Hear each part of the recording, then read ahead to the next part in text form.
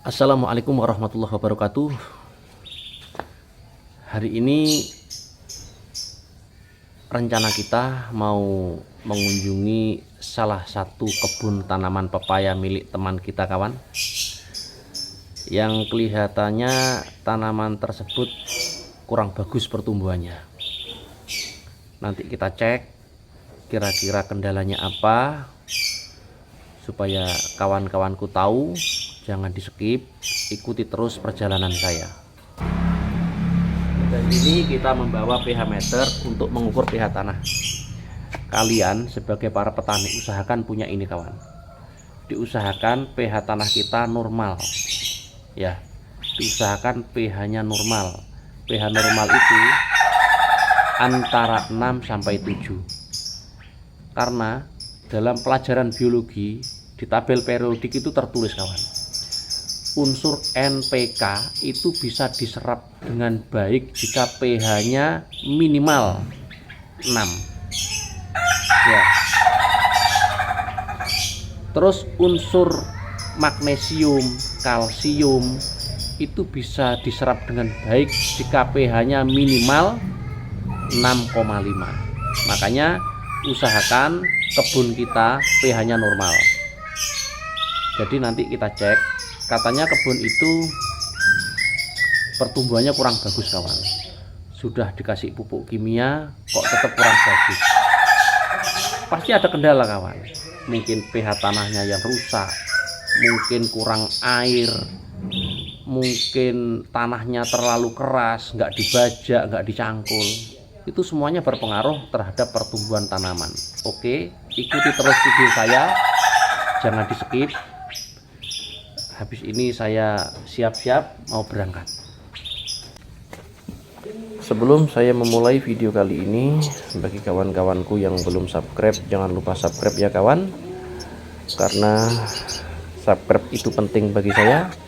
Dan bagi kawan-kawanku yang sudah subscribe, semoga rezekinya tambah lancar dan ilmunya tambah bermanfaat.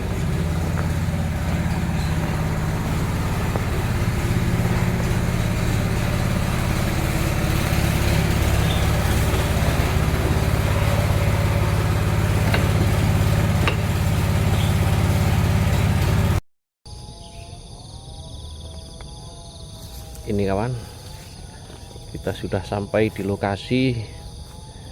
Kalau kita lihat tanaman di sini, ini jenis pepayanya ada dua macam. Ini jenis pepaya Thailand, kayak ini ya, ini Thailand nih. Ciri-cirinya seperti ini, daun-daunnya modelnya seperti ini. Dan juga ada jenis pepaya California, ini ada buahnya yang lonjong seperti ini.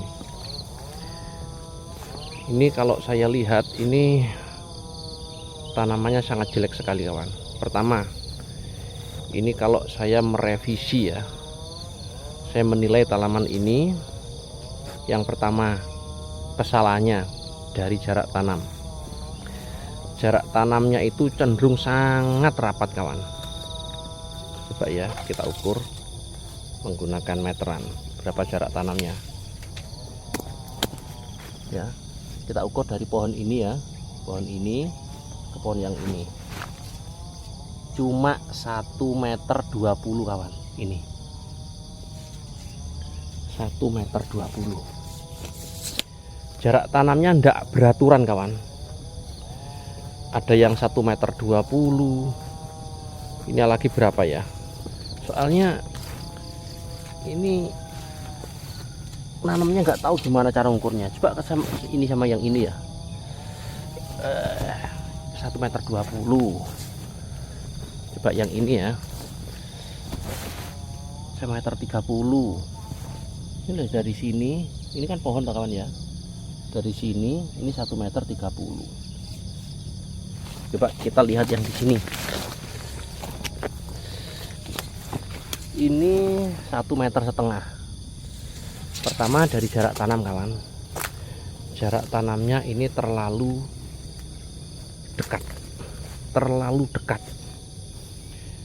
umpama tanaman ini subur ya, seumpama tanaman pepaya ini subur, ini sangat rawan terkena Erwinia dan antraknos karena terlalu dekat. Habis itu coba kita cek dari pertumbuhan. Tanaman ini sudah berumur 6 bulan kawan. Ini lihat, 6 bulan masih segini, belum berbuah. Ya. Belum berbuah. Ini pepaya Thailand.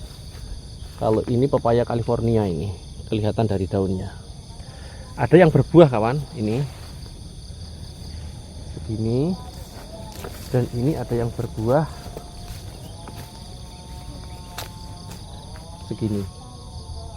Tak banyak ya, sedikit buahnya.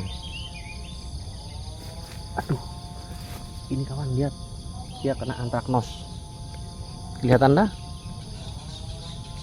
Ini buahnya terkena antraknosa. Antraknosa itu itu momok bagi para petani pepaya kawan. Antraknosa, Erwinia itu momok. Dari kasus ini dapat kita lihat dua macam hal yang perlu dibenahi. Yang pertama dari jarak tanam. Jarak tanamnya terlalu rapat. Itu yang pertama. Karena pada saat tanaman ini subur, seandainya tanaman ini subur, akan mudah terkena Erwinia dan antraknosa. Itu yang pertama. Terus yang kedua, dari tanaman yang kurang subur, ini yang jelas ini dari faktor tanah. Dari faktor tanah kawan. Tanahnya tidak bisa mensuplai makanan dengan baik. Dikarenakan apa? Kita cek ya. Sekarang kita ambil pH meter dulu ya. Kita cek pH-nya. Kita taruh di bawah dulu kameranya kawan. Bentar ya. Ini pH meternya. Sekarang kita cek pH tanahnya. Coba sini aja ya. Kita tancapkan di sini. Iya, aduh, nggak bisa masuk kawan. Tanahnya keras sekali rek. Tidak bisa masuk. Berat. Aduh, nggak bisa masuk kawan. Tanahnya keras sekali. Aduh, ini besi segini aja nggak bisa masuk. Tanahnya keras sekali. Ini pas kebetulan tanahnya kering ini. Padahal kemarin tuh hujan, kurang lebih 3 hari yang lalu hujan. Ini tanahnya sudah kering. Coba sini, coba kita paksa aja wis ya. Aduh, iya, berat kawan, berat sekali. Kita tekan ya, kita cek pH-nya. Ini kita cek pH-nya. Setelah alat pH meter kita tancapkan di tanah, coba lihat kawan. pH-nya berapa? pH-nya 6,0. pH 6,0 ini termasuk pH yang normal. Jadi tanah di sini pH-nya termasuk normal, tetapi normal di posisi bawah. Normal di posisi bawah. Ya. Jadi yang paling bagus itu adalah pH di 6,5 sampai 7. Itu yang paling bagus. Untuk kandungan kalsium dan magnesium itu bisa diserap dengan baik jika pH-nya minimal 6,5. Ya.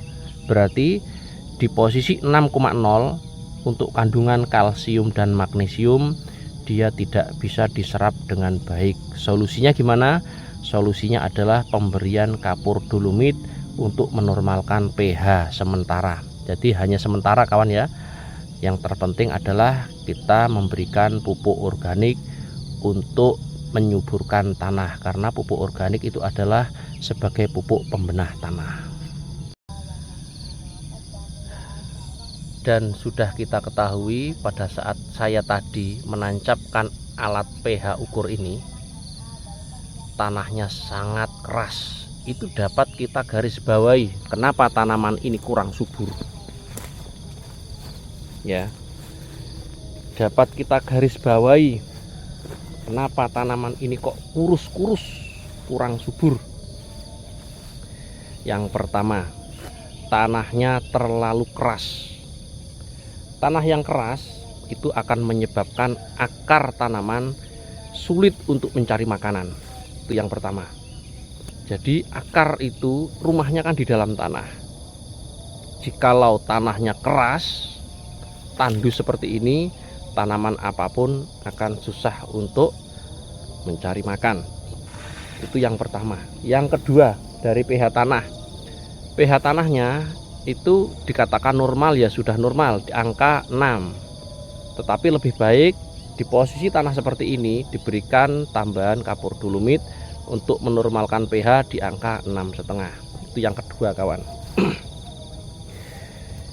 Terus yang ketiga, saran saya pada saat awal penanaman usahakan diberikan pupuk organik.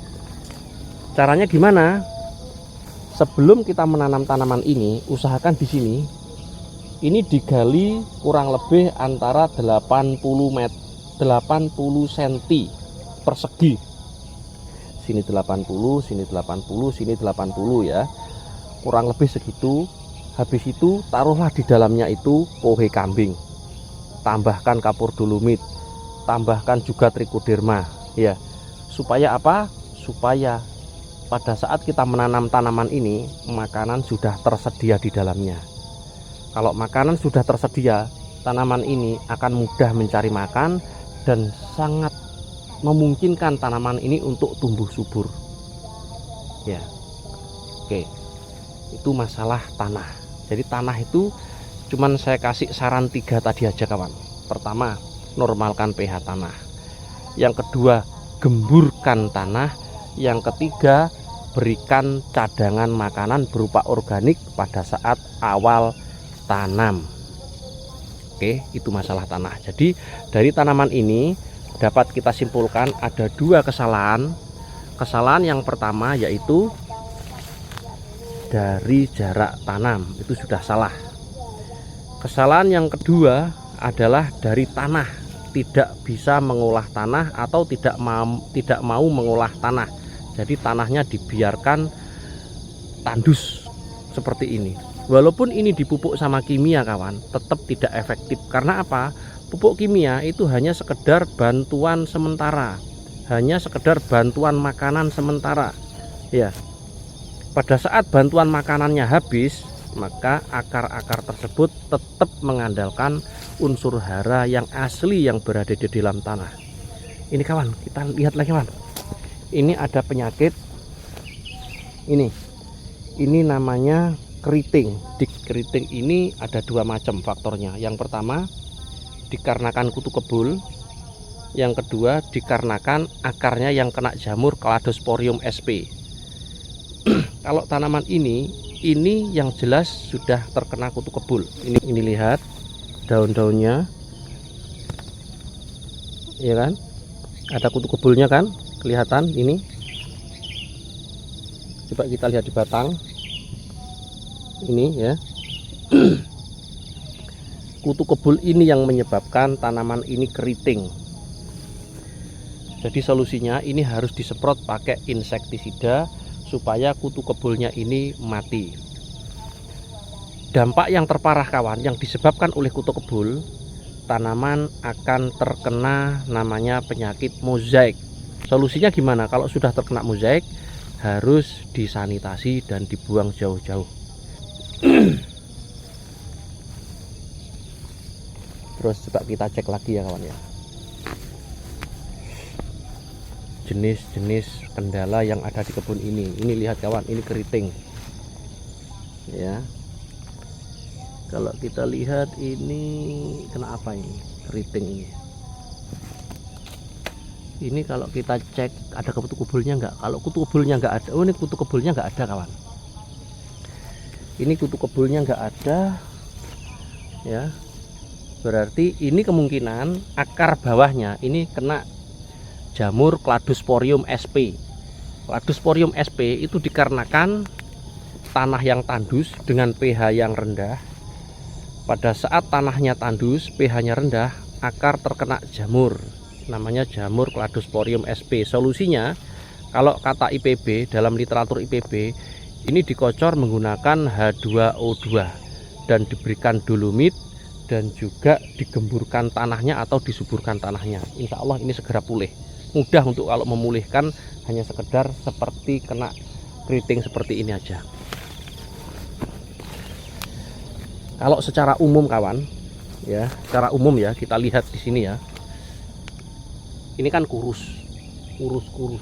Secara umum adalah tanahnya ini tidak mendukung sekali. Padahal ini masa-masa vegetatif. Masa vegetatif adalah masa-masa pertumbuhan. Di masa pertumbuhan, rata-rata kesuburan tanaman itu sangat mudah di dalam menyuburkan tanaman di masa-masa vegetatif. Yang tersulit adalah pada saat di masa generatif, di masa pembuahan. Karena di masa pembuahan tanaman itu harus mencukupi nutrisinya dia sendiri. Yang kedua, dia harus mencukupi nutrisi untuk pembesaran buah. Logikanya kawan, pada masa vegetatif saja dia sudah kurus seperti ini. Bagaimana jadinya pada saat dia nanti punya buah? Iya kan? Kalau kita hanya membantu dari pupuk kimia sintetik saja, kita tidak mau memperhatikan tanahnya, kesuburan tanahnya, kegemburan tanahnya, pH tanahnya, apa jadinya tanaman ini kawan? Pasti mati. Tidak kuat dia untuk menghidupi buahnya. Pada saat ada Erwinia datang, Anthracnosa datang, pasti dia kena karena antibodinya lemah. Oke ya kawan ya. Oke, itu aja kawan, sedikit video dari saya. Dari tanaman ini dapat kita garis bawahi. Pertama, jarak tanamnya terlalu rapat ya. Kurang lebih ini loh kawan. Jarak tanamnya terlalu rapat dari ini ke sini, anggap saja kurang cuma berapa meter ini? Cuma 130 tadi kita ukur ya, yang pertama. Terus yang kedua, dari tanahnya ya. Tanahnya tadi sudah saya jelaskan, tanahnya ini tandus. Tanahnya ini perlu direnovasi, perlu direhab. Terus yang ketiga, masalah penyakit tadi, ada yang kena keriting ya. Kena keriting yang pertama dari keriting kutu kebul, yang kedua kena keriting dari akar, kemungkinan akarnya kena jamur Cladosporium sp. Itu aja yang dapat kita garis bawahi dari tanaman ini. Terima kasih bagi kawan-kawanku yang sudah menonton. Jika kalian suka dengan video saya, jangan lupa ya klik subscribe, klik like-nya ya kawan ya. Di kawan-kawanku yang sudah mensubscribe video saya ucapkan banyak-banyak terima kasih. Dari saya pribadi minta maaf yang sebesar-besarnya. Assalamualaikum warahmatullahi wabarakatuh.